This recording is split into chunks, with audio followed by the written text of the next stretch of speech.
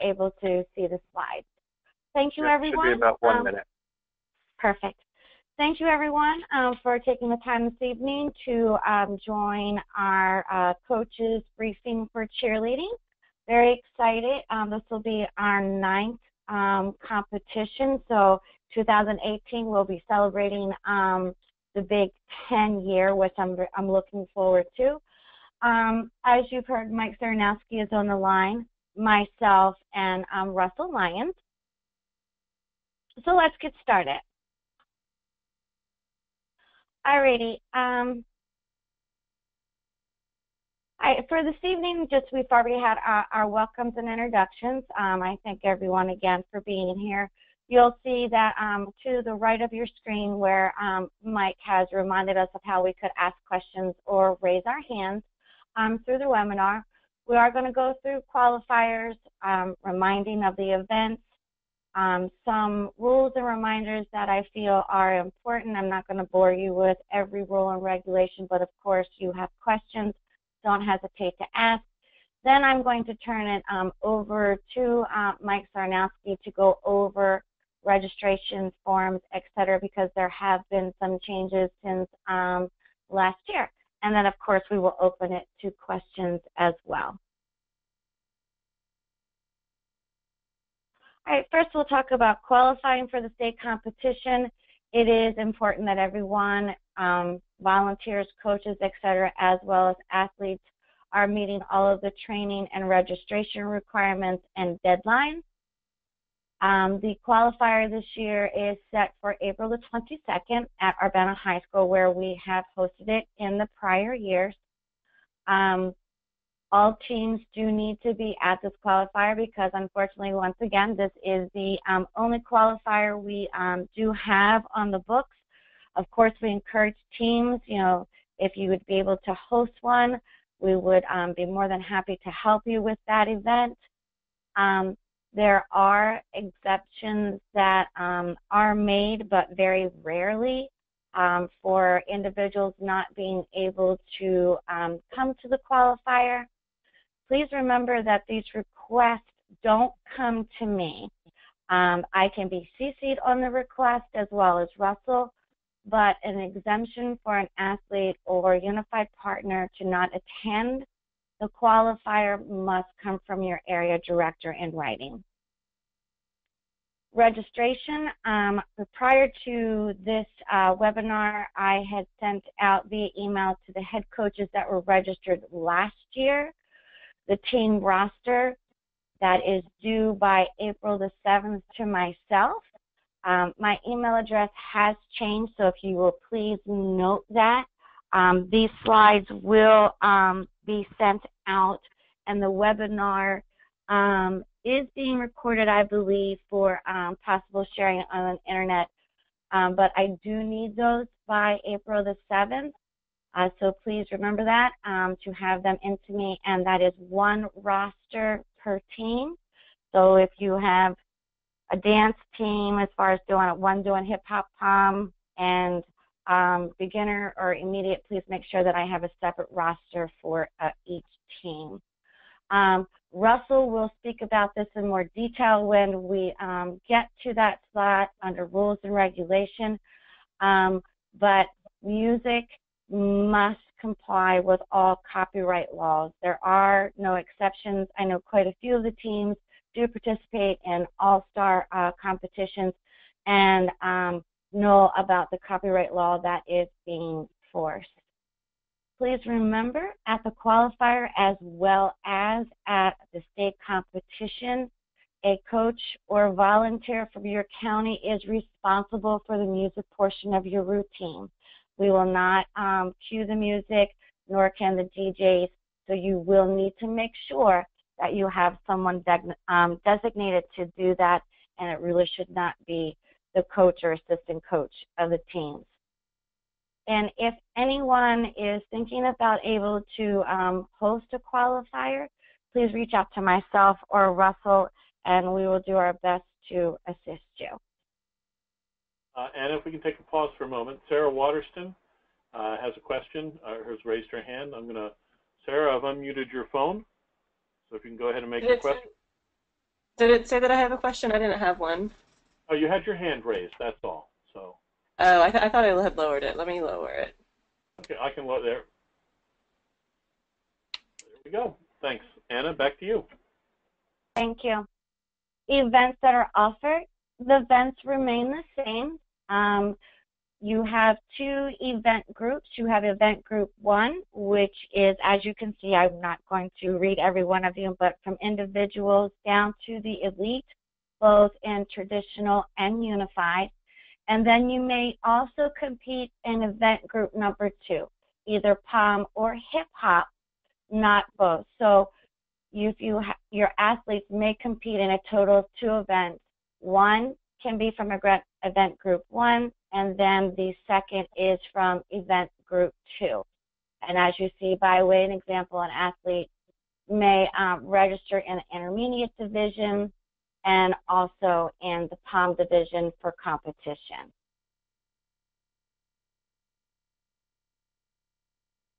Now we'll go into some rules and reminders. Again, I'm not going over every rule and regulation in our book, but I'm bringing forward ones that I do feel are extremely important that we do go over every year, because there always seems to be questions that come up with these particular rules, and I just want to make sure that everyone is understanding them. If you have any questions, this is definitely your platform so that we can get them answered for you. As you are aware, the cheerleading rules and regulations, which I also sent out with the rosters, our rules are governed by Special Olympics Maryland, our competition guide, and all other rules and regulations through Special Olympics Maryland. We have adopted the safety guidelines and rules from the National Federation of State High School, the USASF rules for Special Needs Competition Division for Elite Division only, and the USASF rules for the Tiny Mini Youth Division for POM and Hip Hop. Please heed this. There was a team, unfortunately, last year that I did need to speak to for just a moment. All of your practice sessions during the day of competition and qualifiers must be supervised by a coach and can only be held in the designated locations specified. That's very, very important. If I find, or another official finds, that a team took their team outside and they're practicing their cheer, that is not allowed, that is prohibited, and you could be disqualified from the competition. Please remember to refer to your divisions for the minimum and maximum number of squad members. Your minimum number for a squad is 5, and the maximum number of members on your team can be 25. That's inclusive. If you are a unified team, it's 25 total. You can't go above 25 team members. You'll see in red that I have put teams may not compromise the integrity of the performance surface, such as residues from sprays, powders, oils, etc. Teams are responsible for cleaning the performance surface from debris. Please don't leave your palms, signs, if a hair bow falls out. Please make sure that you are picking them up and removing them from the mat. Coaches, please make sure you are not wearing high heels when you are on the performance surface. Please make sure that if necessary that you have a pair of flats with you that day so that you can put them on if you need to come out to the mat, and especially at the state competition where we hold the head coaches meeting on the mat, so please make sure you are not wearing heels.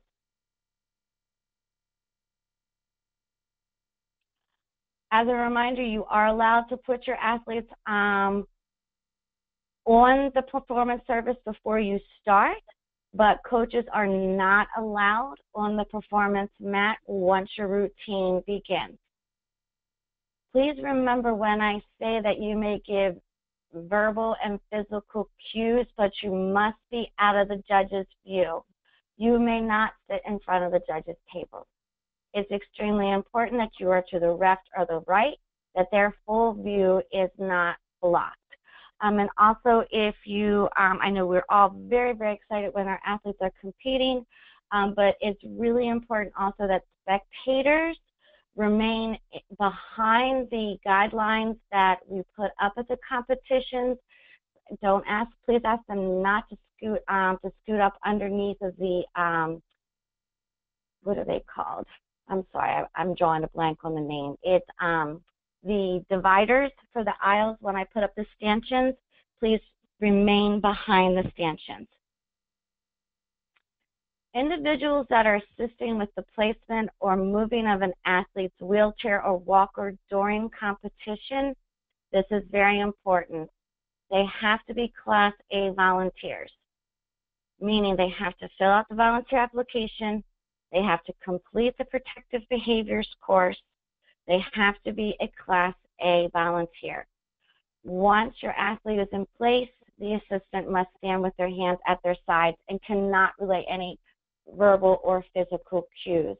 This is the same ruling as a permanent spotter that is there to ensure that the athlete is in a safe environment if necessary as a spotter for them. They too must be a Class A volunteer. Can't just put a parent out or somebody out there that has not gone through the full volunteer registration process of Special Olympics. I am going to now turn this over to Russell regarding proper spotting techniques, because this always seems to be a question. Okay.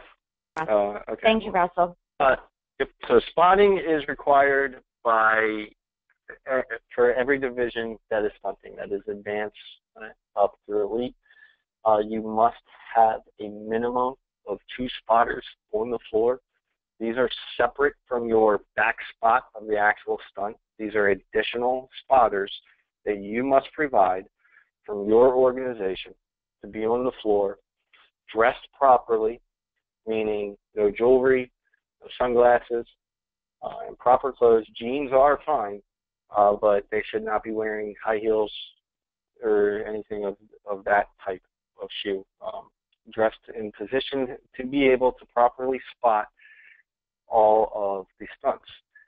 Spotters also need to be Class A volunteers to be able to be out onto the floor. The question came up, and Anna, correct, maybe you know exactly how we reworded it for this year, but as far as the age of spotters,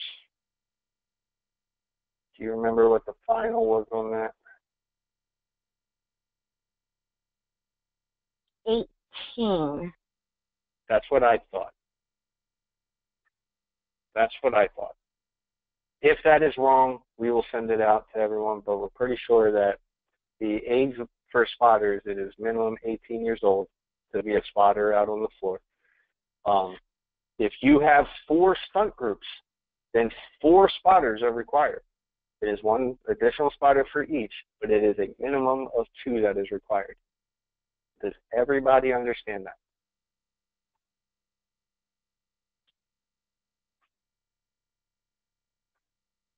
I can't tell if anyone's raising their hand or not. Maybe Mike can see. Actually, the only hand raised is, there's a couple folks. I guess they're, there we go. I'm assuming that everybody who's raising their hand right now is doing it as confirming what Russell's saying, not because we have 10 people who have questions. I'm going to go ahead and I'm going to lower everybody's hands. And now if anybody has a question, when you raise your hand again, we'll assume that that's for a question. Thanks. And actually, when Russell, when we're done this section, Anna, we do have another question to go back to related to roster size. So let's have Russell finish this section. Okay? Okay. But if there's no questions on spotting, then I think we're good. Russell, do you want to speak to any questions regarding, everyone knows that basket tosses are prohibited. I just want to make sure that everyone has no questions regarding there are no partner stunt inversions, no perpendicular inversions are allowed. None of this has changed from prior years. I just like to specify that every year. And the inverted stunts also goes for inverted tricks in our hip hop division. Thank you. Okay.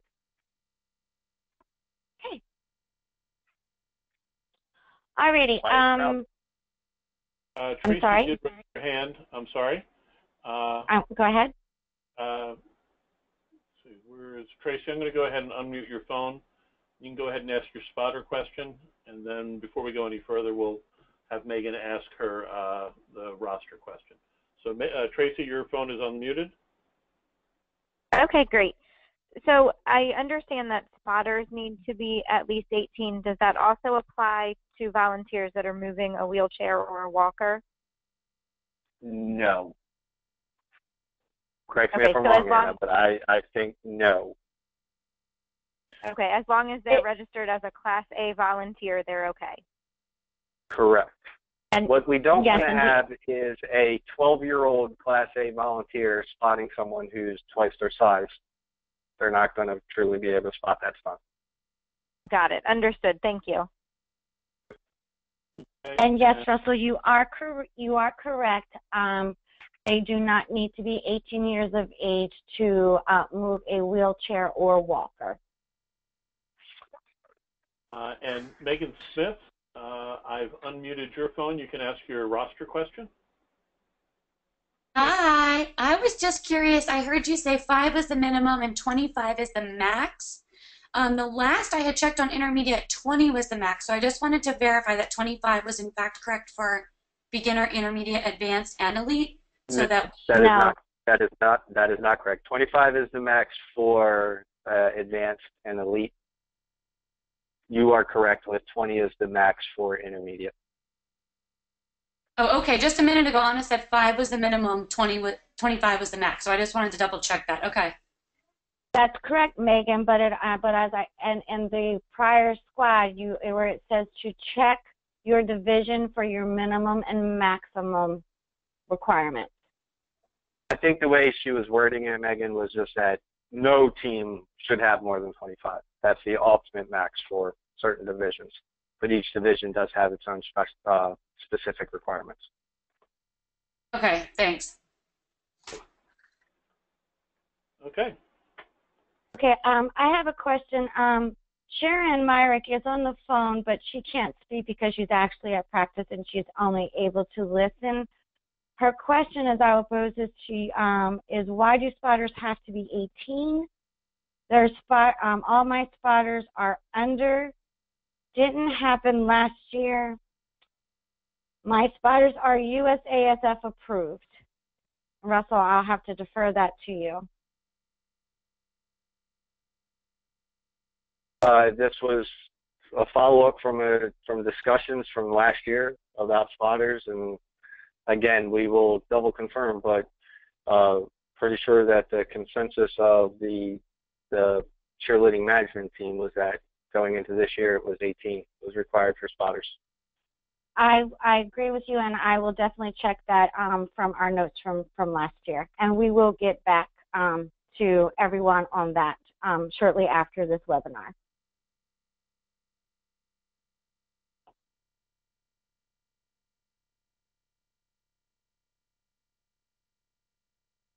Okay. Any more questions before I move on?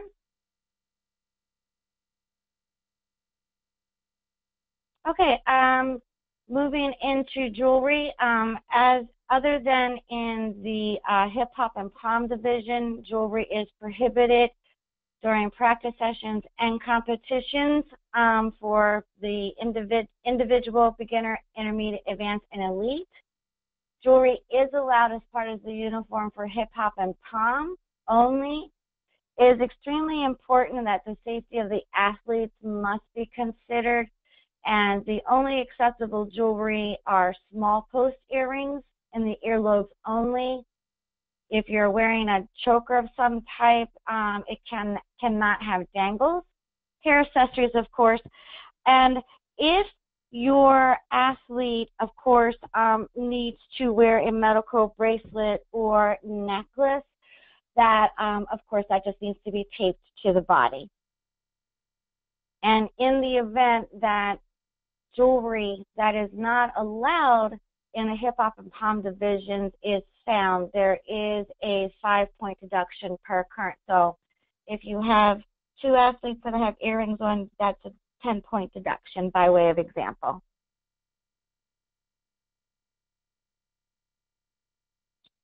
Tumbling.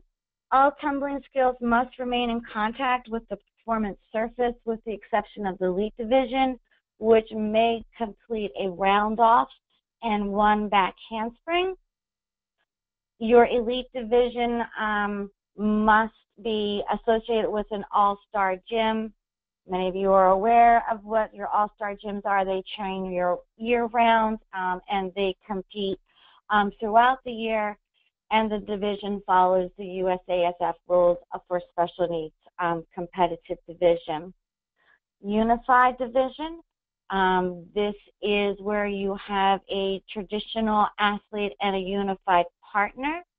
As a reminder, your athletes must be equal to or exceed the number of your unified partners. If you have a squad where you have an odd number of members, you must have at least 1 more special athlete than a unified partner participating at all times.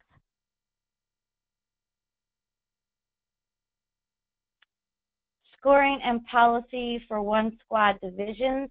If you are in a division and you are the only team in that division, first place or gold is not an automatic. You must score within 20% of the maximum judges' points. And all judges' scores will be used in the event of a tie. But typically with a 5-judge panel, we drop the lowest and the highest scores and to determine your scoring. You will have there is an official and deduction and violation sheet. Please make sure you familiarize yourself with that. That is in your guide manual. And there will also be a safety judge in addition to the 5 panel judges. And Russell, I will now turn this over to you regarding the rules change of music copyright. Okay, I guess just to sum it up for upfront for anyone that is not aware, at the end of last season, different music producers did the fight and they won to the extent of how cheer music has been being used for several years. And as of this point, we are no longer allowed to just make our own cheer music from songs that are downloaded off of iTunes or anything like that. The specifics of the rules are you can still use cheer music and have it done, but you must have the licenses showing that you are allowed to use that music. Copyright laws on any song that you buy, if you buy a CD, your terms and conditions when you sign into iTunes, things of that nature, say that any music that you download or purchase will be used for personal use only, and you will not mix, mash, cut, or edit that music in any way. So what you are allowed to do is, if you go to USA Cheer, there is a list, you follow the links, and there is a list of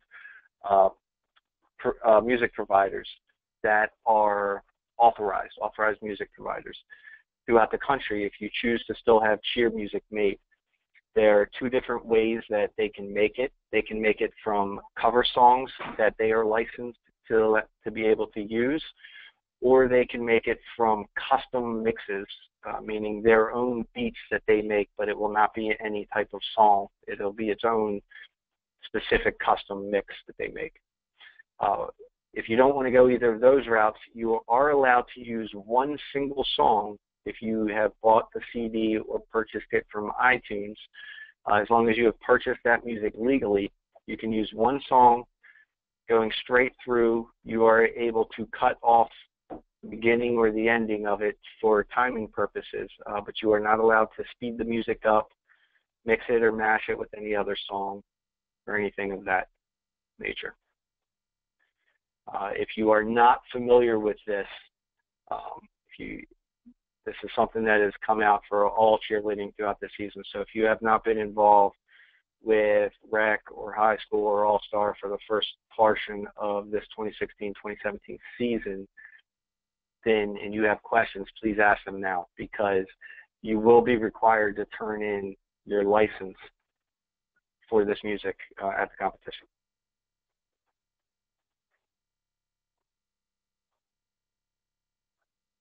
Russell, Barbara Baker has a question related to this. I'm going to unmute her phone. Typed it in, but it's rather long, so I'll let her speak it. Barbara, your microphone is open. Can you hear me? Yep. Yes, we can. Okay, great. So I have one site that I'm working with, but I've been looking through the links from the USAF's list of preferred vendors. Have the area directors really gotten an idea as to how expensive the music is? Like, one site that I'm working with is not so expensive, but to really have the right music, most of them are several $100s. They're ranging from $350 up to as much as $800 or $900 for a song, depending on how long you need. I'm just wondering, like, I don't know, I haven't really approached our area director just yet, knowing that I haven't been spending that much money or near close to that much money. So, any suggestions, or do they know what's coming their way? My guess would be no. Well, I can tell you that that's been included in, that's been sent out to the area directors, and it has been included in what we call the area memo that goes out every 2 weeks, roughly. Right. The area leaders. Have they Do you think they're aware of the cost? Yeah, that's the thing. I've seen what they've been sent, but I don't think they're aware that the cost is a pretty significant jump. Like, for a 30-second song, like music, it can be a couple $100s. Right. We will have an area directors meeting on April 1st, and I'm sure we'll talk about it. This is a legal thing. We're kind of stuck. Right. Right, and I mean, I've been kind of looking because we do have an outside team throughout the month, and I just have been really struggling, and so before I approach them, I just wanted to make sure that the state has really helped them to understand that this is a pretty big cost that I don't know if the other sports have for just 30 seconds to a minute and a half, 2 minutes of music. We can do some additional communication with them. Yeah. Okay, great. That was my question. Sure.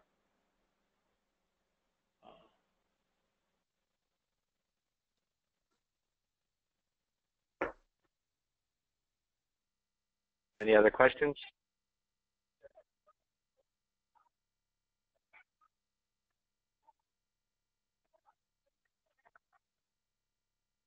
If you think of any more after tonight in regards to music, please feel free to reach out to me. You can send me an email, and I can work with you on trying to figure out what's the best solution would be for your team. Gail has a question. Gail, I've unmuted your line. Gail, you can go ahead and ask your question.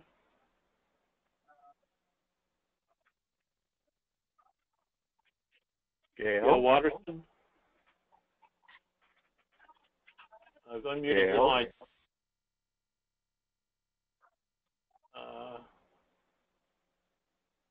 Maybe Gail doesn't have a question. I'm not sure.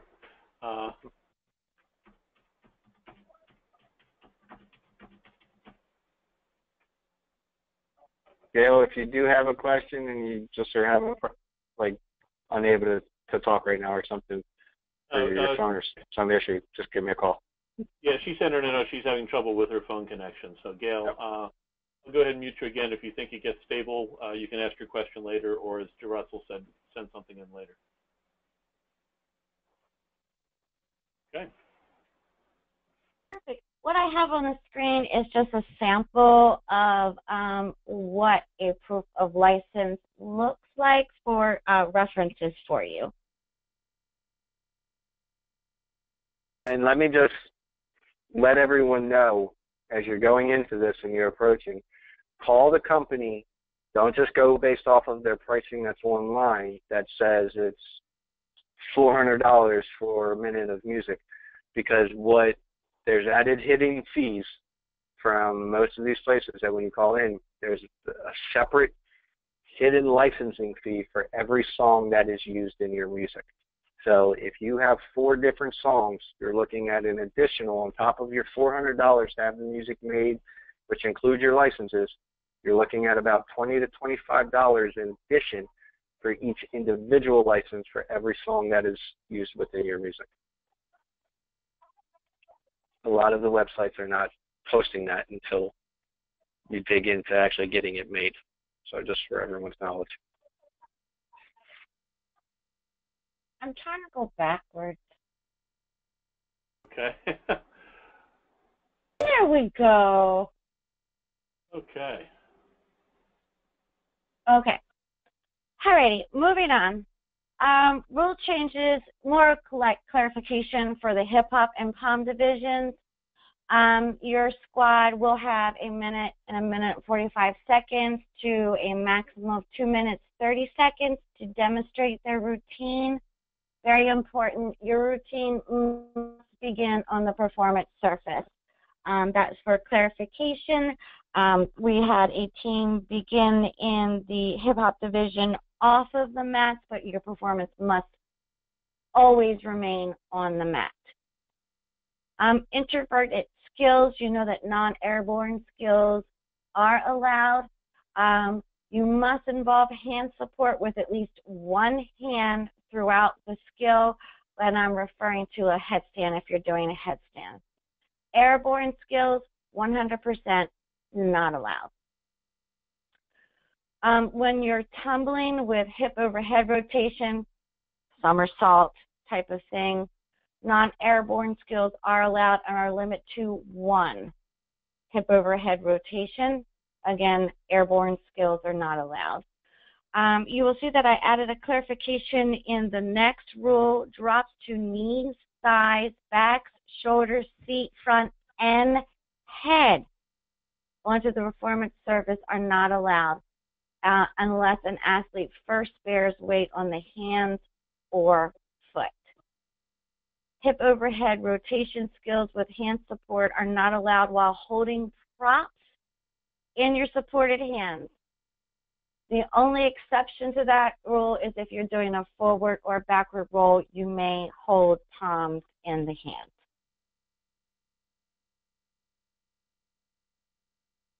And now I'll turn it over to Mike to go over registration forms and procedures. Okay, and then I'll just have you click through. So we can go to the next slide. Hopefully this is all familiar to folks, although there is one difference. So just everybody should be aware that that no one can participate in a Special Olympics program, athlete or volunteer, without a current and valid medical form or volunteer application, and there are no exceptions. That means that if an athlete shows up or a volunteer shows up and wants to participate, but they don't have their medical or their medical has recently expired, they can't participate, and they have to unfortunately sit until they have that that resolved. I know that can be difficult for I think many of you know I'm a coach as well. I coach soccer in the fall and track in the spring for Special Olympics, and it's something that I have to do as a coach as well. And it's a requirement. It's a liability coverage. You're exposing yourself to a lot of risk if you don't follow that. But so anyhow, that should be clear. But Anna, go ahead to the next one.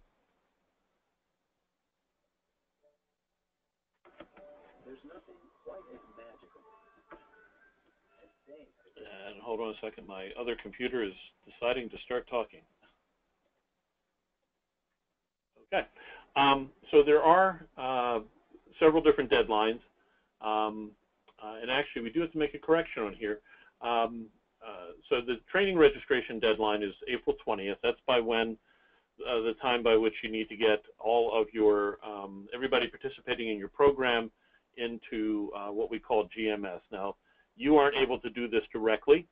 You should be in contact with your area leadership, who has there's somebody in your area, or there may be several somebodies in your area, who are responsible for getting stuff into the computer system and registering your folks. We do all the registrations online now.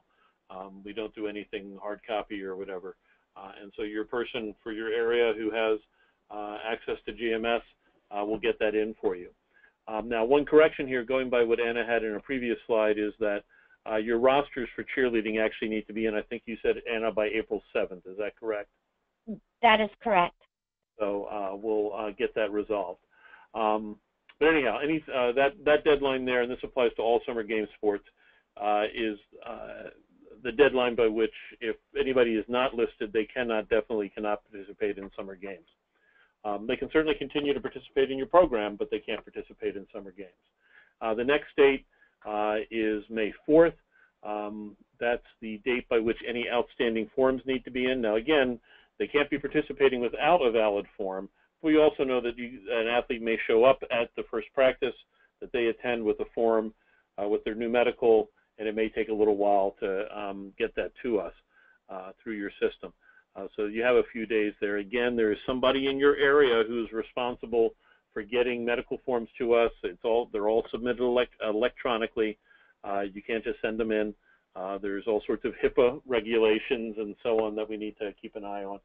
So be sure to get that there. And again, by May 4th, their forms need to be in that are valid through the end of summer games, the last day of summer games. So they need to have that. If their medical expires on May 31st, by May 4th, they've got to have a new medical in. There's no sports organization in the world that I know of that allows forms to be expiring in the middle of the season. So again, by the 4th, they need to have things valid through summer games.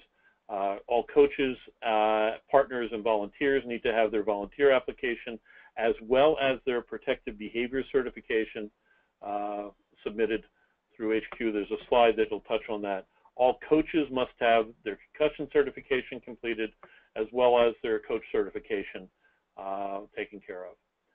And then the competition registration deadline, actually by you submitting your rosters, for the most part this is taken care of, but you do need to have your areas know who is not coming so that they can be properly deleted from your delegation. For everybody else, that's when they need to have their entry events in. And then that last date really doesn't apply to you. The one thing to keep in mind, all of those dates that are on there are the actual deadlines. So talk to your area leaders ahead of time because you're going to need to get that information to them at some point in advance of that. And it's going to vary by area and by the person who's doing it for you, how far in advance they need it. It may be a week, it may be 2 weeks. The key thing is talk to your area leaders now so that you know what you need to submit or when you need to submit it. Anna, you can go to the next slide.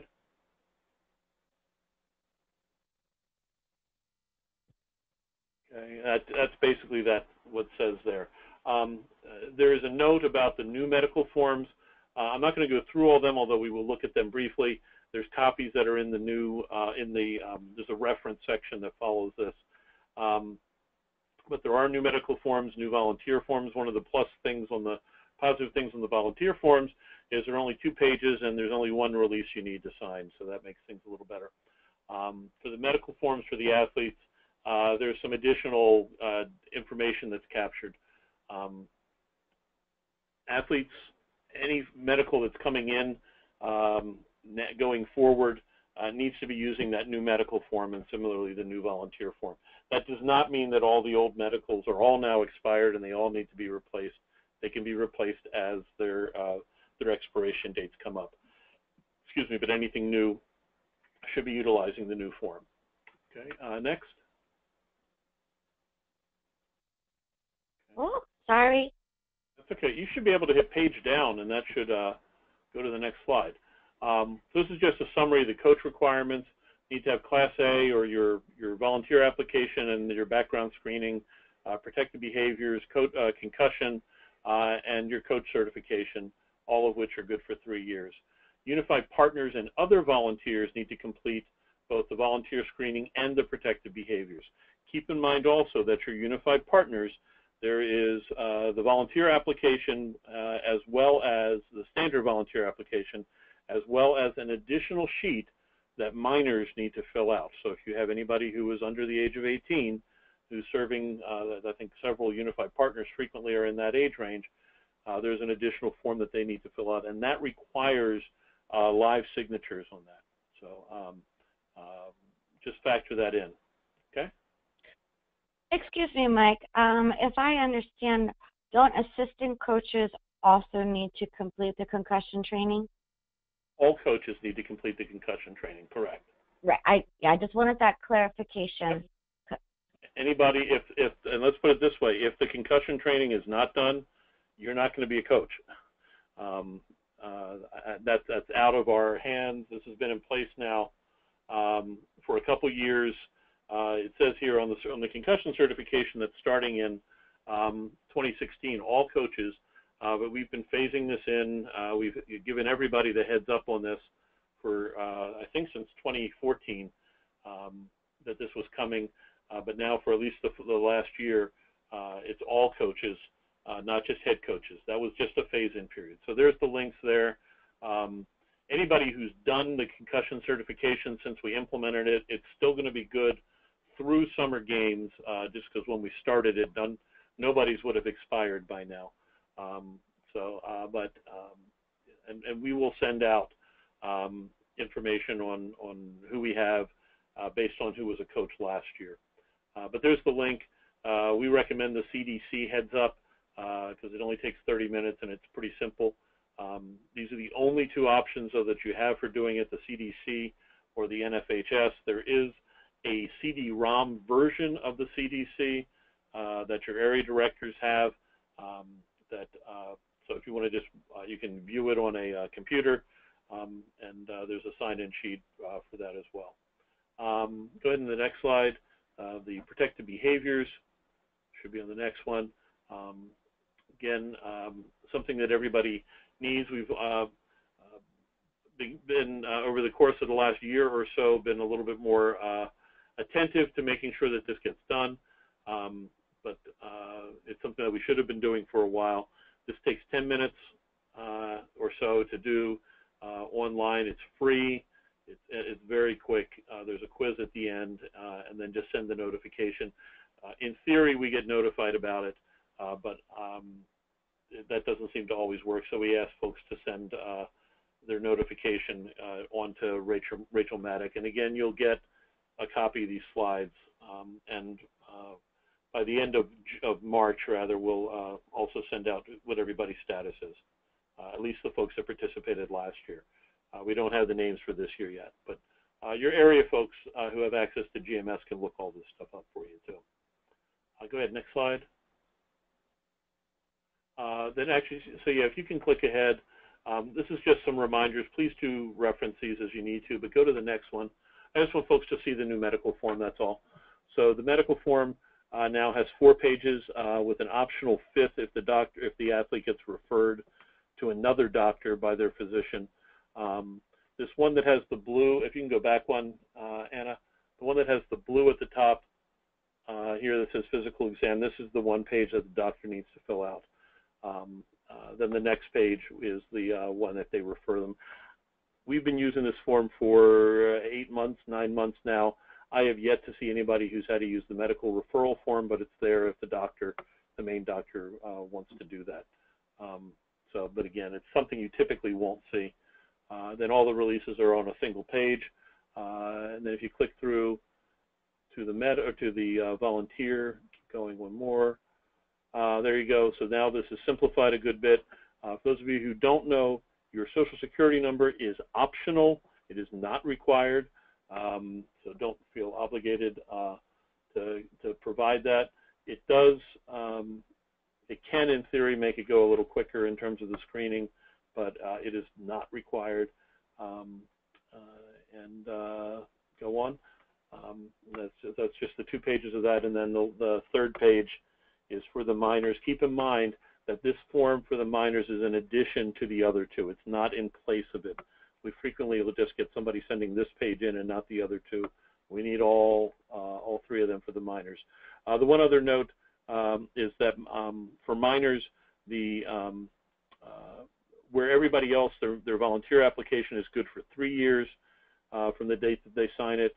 For minors, it is good until their 18th birthday. So that could be less than 3 years, that could be more than 3 years, but it's good until they turn 18. And I think that's probably it in terms of what we want to cover. The rest of the stuff you're all familiar with, and the references are there should we need it. So that said, unless anybody has some specific questions on that, in the interest of time, Gail, I'm going to try and unmute your phone one more time, and if not, I'll go ahead and read what you typed in. So Gail had her question. This was going back to the licensing. So Gail, go ahead and try and ask your question.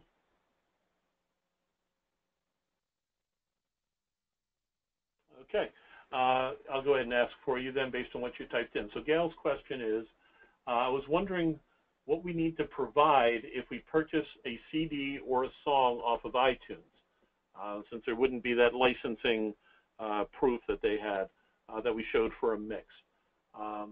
So technically, I got it, Mike. So technically, if you are using a CD, or this is per the written rule of it, or a song from iTunes, at check-in, you are supposed to show the receipt proving that you paid for that song legally. So either I have not seen anyone all season long be forced to show the receipt from iTunes of a song that they may have purchased on iTunes 5 years ago, proof that they got it on iTunes. If you're using one song, they're kind of just across the board saying, okay, we're going on our system that you purchased that song legally. Now, if you're mixing songs, then you got to have the license definitely, and you got to turn that in up front. But if it's just going to be one song, it's for you. Okay, you purchased it. Okay. I don't want to see a receipt for 99 cents from 5 years ago. Okay. Or hundreds of those. Yeah. Gail's laughing out loud. We can't hear her. She says, thank you, Russell. So. Yep, my pleasure. Okay. So I guess back to folks, Anna, if you had nothing else, I guess we can open up to any additional questions that folks might have.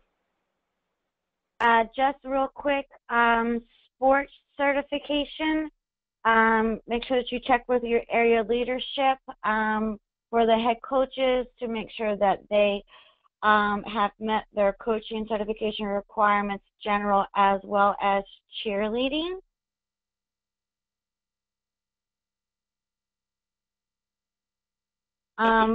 What I have on the screen for you right now is online training that can be done at the ASEP website, and you will see the ones that are listed for cheerleading. Should you go this route, proof will need to be sent to the state office via your area director that you've completed the specific cheerleading program from these websites. Right. And I would also say, although I'm not sure whether it was on the previous slide or this one, if you are going through and you've taken training with another organization, let us know who that is, and that may qualify for the training here. We are, just as we're using ASAP as an example for as an online training option, Special Olympics is not the be-all and end-all and the only ones that can provide training, but far, far from it. So in many cases, we'll look at what another group is offering. And typically, if it's something from the NGB, the national governing body, as long as it's substantial or substantive, it would likely be fine. And what I mean by that is there's some, for some sports, where they have like a 2-minute training video. That, no, I'm sorry, that doesn't quite cut it to me. But if I can add, like, for example, if you've been through USASF credentialing, or you have been through ACA and finished your ACA training, or if you have done the NFHS safety training, right, things like that, reach out to us, let us know. Those are definitely governing body trainings that would be cleared. Right. Sorry, okay. Mike. Great, thank you, Russell. And so that's just it in a nutshell on that. And then the ASAP, and again, we'll support, provide some reimbursement there. Those ASAP courses, generally speaking, are pretty good. Just keep in mind that you may need to adapt stuff that you have, the information that's there to match the levels of your athletes. And if you can just click through, I think there's one more. Okay, just a question there. So actually, we do have one more question that came in from Megan Smith. Megan, I've unmuted your line. Thank you. Russell, I have a quick question. If we order a song from iTunes and we pay for it, since we have strict guidelines on the time frame, obviously, of how much of the music we can use, does it have to start from the beginning of the song? Because I know we want it cut. If we don't add sound effects, speed it up, or anything, we can just use a piece of that song? Correct, as long as that piece is uninterrupted. Right. So, okay, so I went round and round because the writing is very vague of it, where, and I'll say this for everyone, if you read the rules that are on USA Cheer, it says that if you're using a single song, you can make edits to the music like cutting out a chorus for timing. It's very vague what that means. What it actually is, and I went round and round with some of the different event producers and USA Cheer, it is you can cut off the beginning, you can cut off the end. You cannot take like a chorus and then mash it right into the next chorus. So as long as it plays straight through, you are clear. So you can cut off anything from the front, anything from the back, as long as what you are playing plays straight through and is unedited. Okay, great. Thank you. That's perfect. And I'll work with you on it, Megan. Thank you. Yep. That may also help Barb at Howard County. Correct. Yeah, if anyone needs help with it, really just reach out to me. This has been a huge wrinkle that has been thrown into our sport this year, and everyone is struggling with it. If you're not competing full year and haven't been out there, I mean, there's teams that are just literally going out there just to music that just says counts. That's it, because that's all they have, because they don't understand the rules. And event producers are telling them, no, you're not playing that music because you don't have a license. So please just reach out to me if you have questions on it. So, last call for any additional questions. Either raise your hand or you can type it in.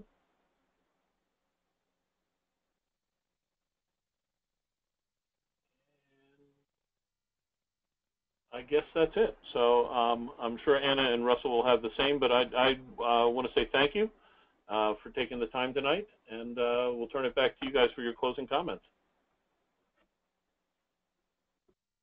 I'd again just like to thank everyone for your dedication to our athletes and our program. You are what make us grow every year, and we thank you for that and look forward to celebrating 10 years in 2018.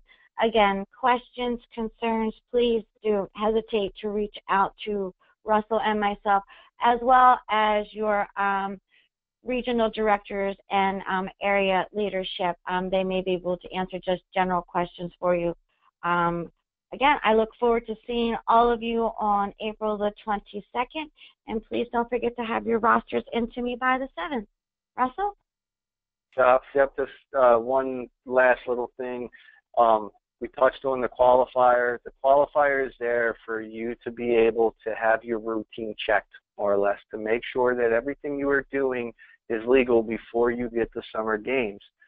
That said, we know our sport, the way it is, injuries happen, illnesses happen, things come up, and if you need to change your routine for whatever reason and you do not have that qualifier to verify it, please make sure you are understanding the rules of what you are doing.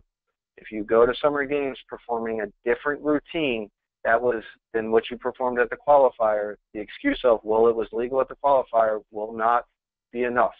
You will still get hit with the deduction. So, as always, reach out to me. I have no problem helping anyone figure things out, but if you don't reach out to me, I can't help you. That's all I got. Thanks for coming. Thanks, everybody. Have a great evening. Anna, can you stay on the line for just a minute? I can. Russell, can you stay?